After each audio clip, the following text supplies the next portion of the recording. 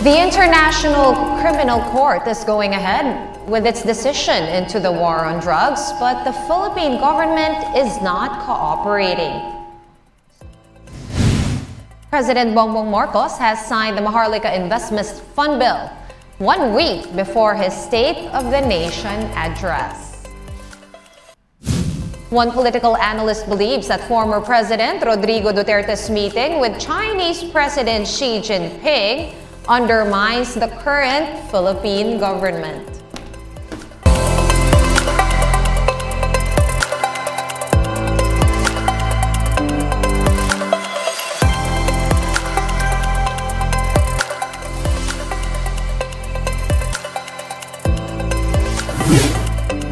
Fast, focused, and fearless. Here's a roundup of stories we're watching now. I'm Sean Yao. The International Criminal Court, or ICC's investigation into the Philippine drug war will continue. This is after the ICC junked the government's appeal against the resumption of its probe on the war on drugs. Appeals Chamber Presiding Judge Mark Paron de Brishambo says it was rejected by the majority. Justice Secretary Boying Remulla earlier reiterated that the government will not cooperate with ICC prosecutors, citing lack of jurisdiction. For his part, Harry Roque, lawyer to former President Rodrigo Duterte, stressed that his client will not face any foreign court. The president has maintained that he will never face a foreign court. He will never face foreign judges for crimes that allegedly took place in the Philippines. No? The Philippines is a sovereign and independent state, and because of it, sovereignty and jurisdiction demands that it should be local courts that should exercise jurisdiction over these crimes. Attorney Roque, would you know whether or not former President Duterte actually knows of this recent decision of the ICC? He is, of course, one of the targets of this investigation. I'm sure he couldn't be bothered. In other news, President Marcos's predecessor met with Chinese President Xi Jinping in Beijing on Monday. The Chinese president reportedly assured former President Rodrigo Duterte of steady and sustained relations between Manila and Beijing. President Xi also wished that Duterte can continue playing an important role in promoting friendly cooperation between the two countries. For his part, Duterte thanked his former Chinese counterpart for supporting the Philippines, especially at the height of the COVID-19 pandemic. Duterte and Xi's meeting happened right smack in Manila and Beijing Sea dispute and the Marcos administration's warming ties with the United States. Meantime, China is claiming that the U.S. is collaborating with several countries to pressure Beijing into accepting the 2016 Hague ruling. They even referred to Washington as the, quote, mastermind behind the arbitration case, which rejected China's sweeping claims in the West Philippine Sea. Meanwhile, one expert is questioning former President Rodrigo Duterte's visit to Chinese President Xi Jinping. Strat-based President Dean Dumanhit says the visit undermines President Bongbong Marcos. He added that the move proves that Duterte was not only appeasing China during his presidency, but that he was also subservient to China, noting that Beijing has repeatedly not recognized the Philippines' arbitral win on the South China Sea. This undermines President Bongbong Marcos' policy. And second, he was doing it a week after the celebration, or July 12th, where China issued a statement, again, strong statement, against our arbitral victory. So why is a former president visiting? What does he project? That he projects that he's close to China, the greatest security threat to the Philippines at this moment. We're bringing you more stories after this quick break. Keep it here on One News.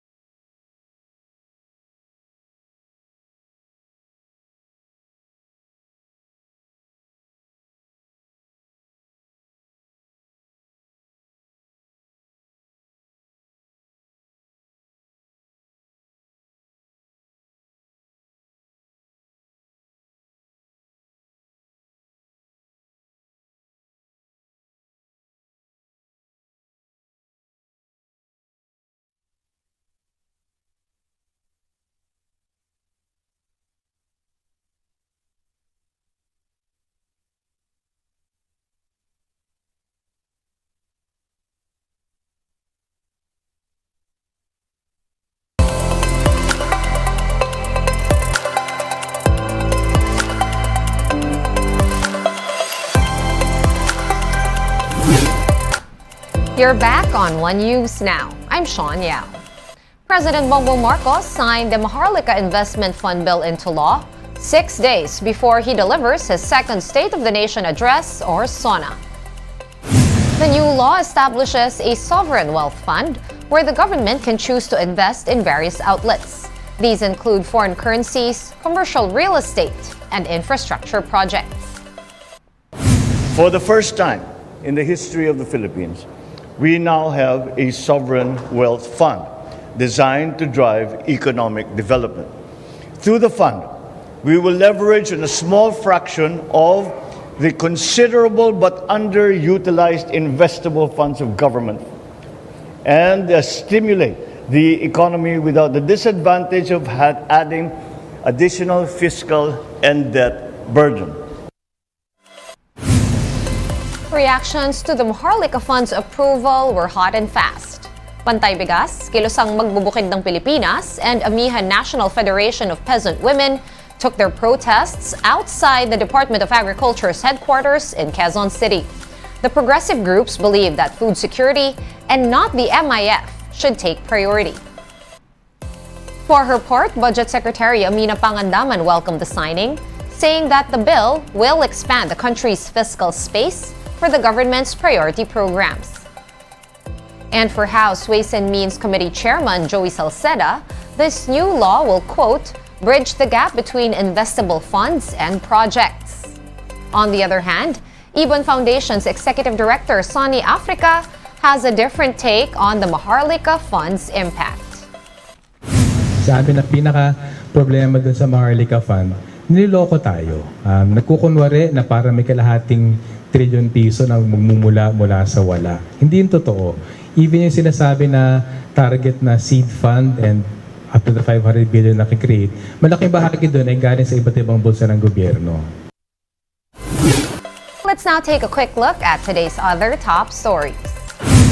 Oil companies are implementing a big-time oil price hike starting today, Tuesday, July 18.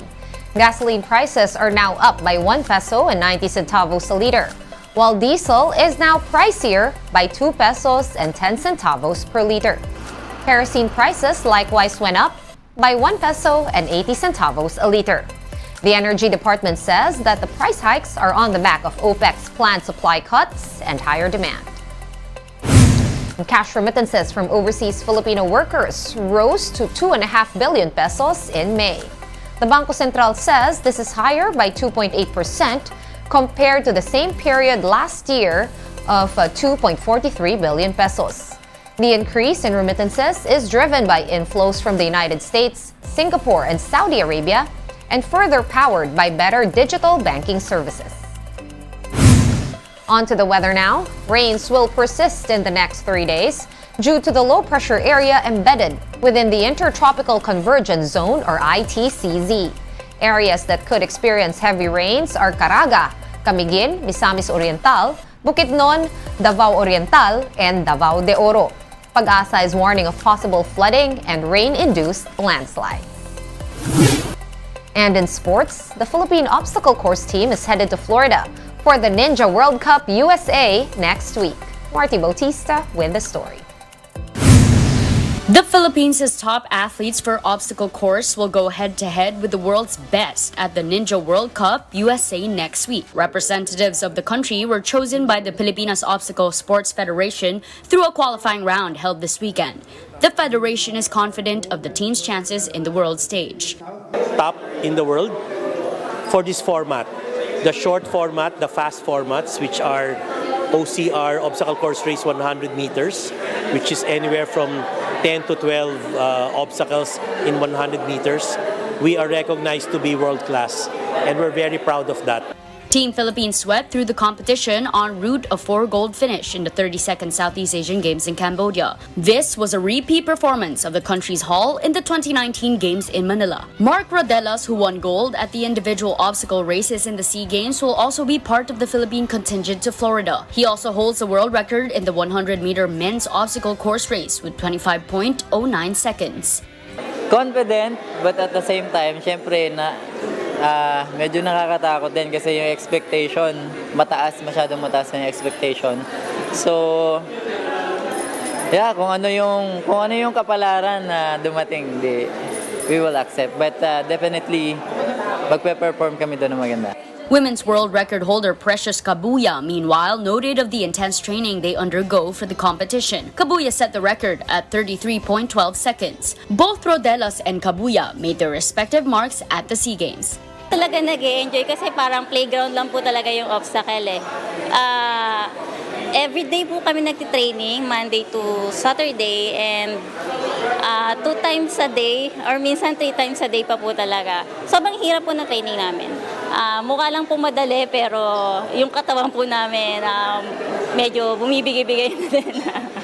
The Ninja World Cup USA will happen at the Orange County Convention Center in Florida from July 27 to 30, after which Team Philippines will also see action at the Ultimate Ninja Athlete Associate World Series Championship before taking on several tournaments in Malaysia, Belgium, and Texas later in the year. For News 5, Marty Bautista, we are One News. One News Now will be back tomorrow at 7:30 a.m. I am Sean Yao. We are One News. All sides, all the time.